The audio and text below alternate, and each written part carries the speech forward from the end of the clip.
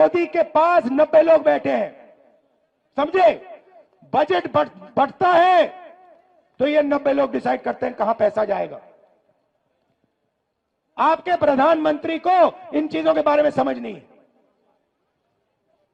उनको नहीं मालूम कि बजट कैसे बनता है, पैसा कहां कैसे जाता है। उनको भाषण देना जानते, वो भाषण देना जानते हैं, वो नफरत फैलाना जानते हैं, भाषण देना चाहते हैं, इसलिए उनको वहां बैठाया गया है। बैठाया किसने? अदानी ने, अंबानी ने, इन लोगों ने। ठीक है, अब सुनिए, 90 लोगों में से आपके बजट का एक एक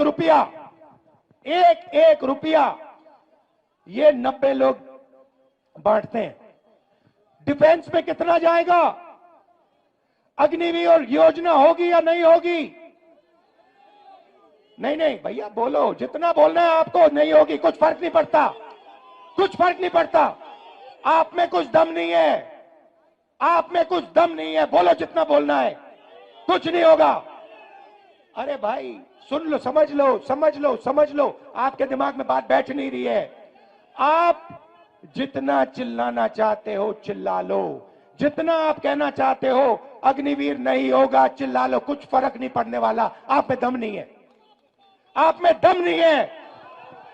अग्निवीर होगा, अग्निवीर होगा। क्यों? क्योंकि अदानी चाहता है इसलिए अग्निवीर होगा, मोदी चाहता है इसलिए अग्निवीर होगा। कैसे? वो क्या दम नहीं है आप में? कैसे नहीं होने देगा? हो रहा है।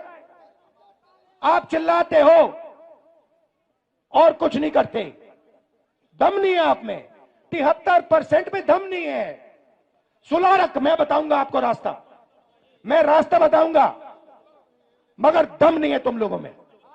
तुम लोग सोए हुए लोग हो।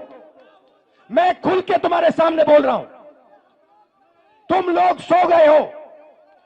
73% हिंदुस्तान का जो बब्बर शेर है, जो इस देश को चलाता है, जो इस देश को आगे ले जाता है, वो सो गया है, डर गया है। ये देश की सच्चाई है। आप कहो जितना कहना है, अग्निवीर नहीं होगा, अग्निवीर नहीं होगा, नहीं होगा। 73% में दम नहीं है। होगा, कैसे नहीं होगा? अदानी ने डिसाइड किया, होगा, होगा। नरेंद्र मोदी ने डिसाइड किया, होगा, होगा। 90 ब्यूरोक्रेट्स ने डिसाइड किया है, होगा, होगा। दम नहीं है तुम में। अब सुनो, अब सुनो, 90 लोगों में से आर्मी में कितना पैसा जाता है वो डिसाइड करते हैं, स्वास्थ्य में कितना जाएगा वो डिसाइड करते हैं, किसान बिल वो डिसाइड करते हैं। 90 में से आपका कितना? 90 में से दलित, आदिवासी, पिछड़ों की कितनी भागीदारी मुझे बताओ? 90 में से 3 ओबीसी, 3 दलित, 1 आदिवासी, 90 में से 7 आपके। और सुनो, पता कहां बैठे? बड़ी बड़ी मिनिस्ट्री में नहीं बैठे, डिफेंस मिनिस्ट्री में नहीं बैठे, फाइनेंस मिनिस्ट्री में नहीं बैठे। कहां बैठे? छोटे से कमरे में बैठे हैं पीछे। और उनको कहा जाता है तुम लोग चुप हो जाओ, ज्यादा बकवास मत करो, नहीं तो तुम्हारा एसीआर उड़ा दिया जाएगा। एसीआर समझते हो? नहीं समझते। एनुअल कॉन्फिडेंशियल रिपोर्ट, जिससे पिछड़े ब्यूरोक्रेट्स की, दलित ब्यूरोक्रेट्स की, आदिवासी ब्यूरोक्रेट्स की रोज हत्या होती है। एसीआर नाम समझ लो। समझे? चुप हो गए? समझे? अब सुनो, 90 में से आपके 3, आपकी आबादी 73%, 73%, 90 में से 3 आपके। आप जानते हो 100 रुपए में से अगर हिंदुस्तान की सरकार 100 रुपए खर्च करती है, आप जानते हो आपकी कितनी भागीदारी है? 73%। जानते हो? 100 में से 73% की भागीदारी 6 रुपए 10 पैसे। 100 रुपए का नोट दो मुझे, 100 रुपए का नोट दो मुझे। मैं ठीक से समझाऊंगा आज आपको तो समझोगे। 100 रुपए का नोट दो, ये रहा 100 रुपए का। अब 6 पैसे की कोई चीज दो मुझे, 6 रुपए की चीज दो मुझे कोई। 6 रुपए निकालो जेब से, ये लो, ये लो 6 रुपए, ये लो, ये लो, ये लो, ये देखो, ये बजट में से 100 रुपए गए ना, अगर 100 रुपए बजट में खर्च हुए,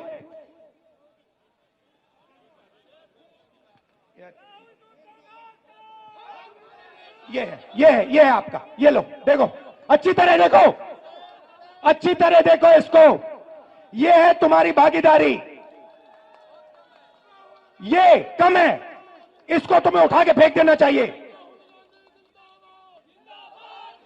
6 रुपए 10 पैसे की भागीदारी है तुम लोगों की,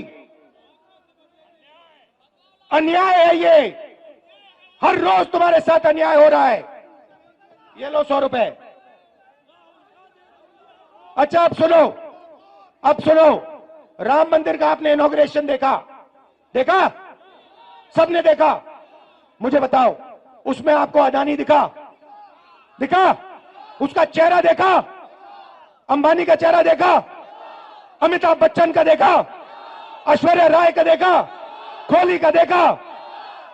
किसी किसान का देखा? किसी मजदूर का देखा? किसी गरीब का देखा? हिंदुस्तान की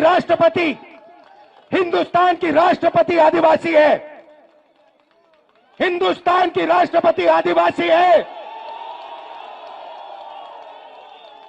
उसका आपने राम मंदिर में चेहरा देखा? क्यों नहीं देखा? किसी दलित का आपने मंदिर में चेहरा देखा? किसी पिछड़े का आपने मंदिर में चेहरा देखा? तो फिर अब मैं आपको बताता हूं, आपने नरेंद्र मोदी का चेहरा देखा, आप कहोगे नरेंद्र मोदी पिछड़े वर्ग का आदमी है, और मैं आपको बताता हूं, नरेंद्र मोदी जब पैदा हुए गुजरात में वो जनरल कास्ट के आदमी थे। गुजरात में 2000 में उनकी घांची जात को ओबीसी में डाला गया था। नरेंद्र मोदी ओबीसी नहीं है, नरेंद्र मोदी जनरल कास्ट के हैं, और नरेंद्र मोदी जनरल कास्ट के गरीब लोगों की भी देखभाल नहीं करते। तो यह मैं आपसे कहना चाहता था, मैं आपसे सिर्फ यह कह रहा हूं, आप अगर नहीं जगोगे, अगर आप अपना हक नहीं लोगे, भूखे मर जाओगे। आपके जो बच्चे हैं ना, मैंने देखा वाराणसी में, रात को मैंने देखा, शराब पिए सड़क पे लेटे हुए थे, शराब पिए सड़क पे लेटे हुए थे, डिप्रेशन में है, जानते हैं कि भैया कुछ नहीं होने वाला यहां पे। अब सुनो, अब बात समझो, रास्ता आपने मुझसे पूछा, मैं आपको बताता हूं। सबसे पहले एक ही सवाल आपको अपने आप से पूछना है, ठीक है? सवाल क्या है बताओ?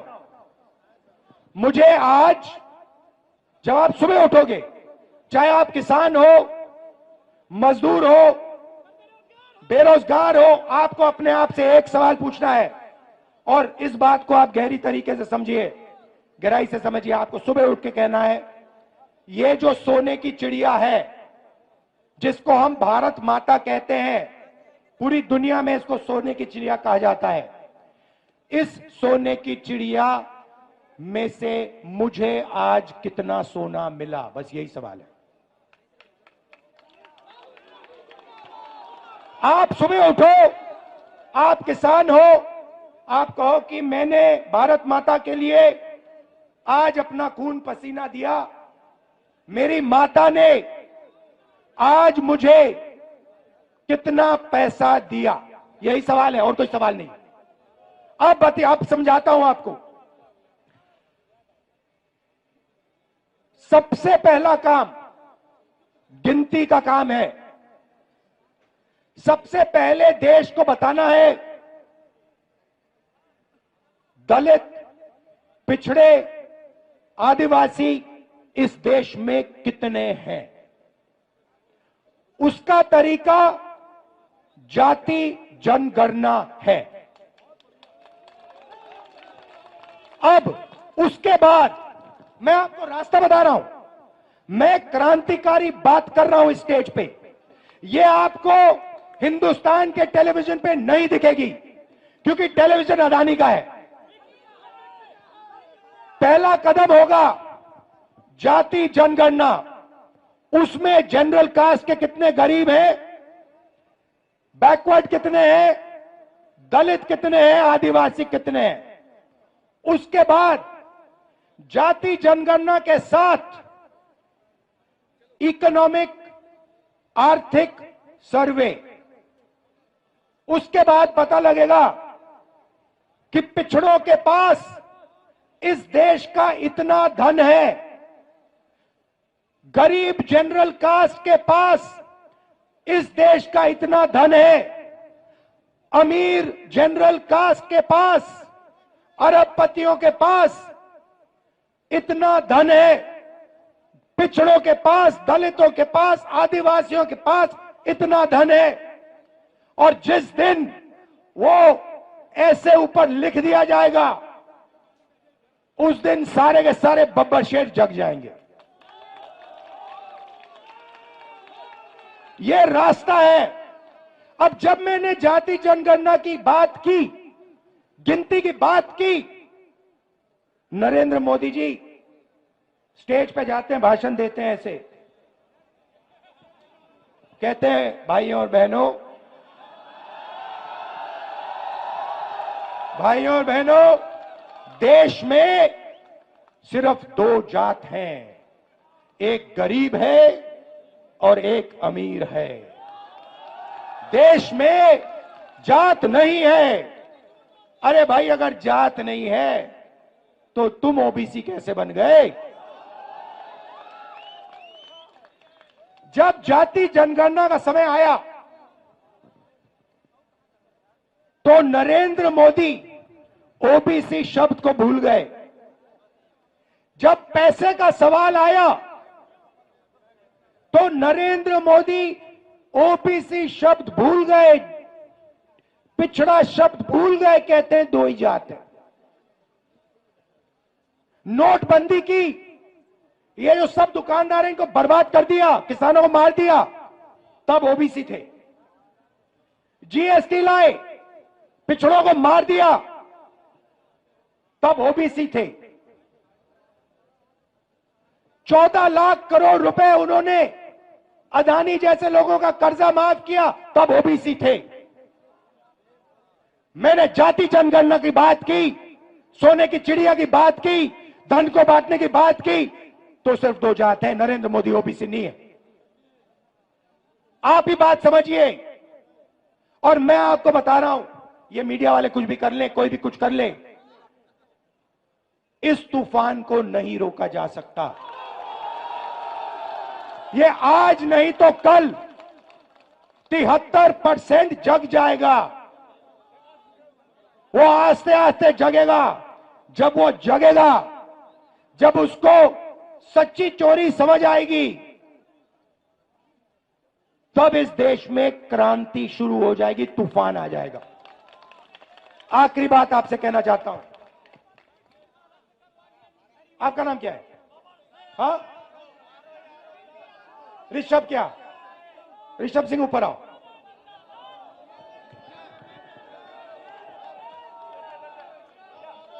आओ, ऋषभ सिंह को ऊपर लाओ।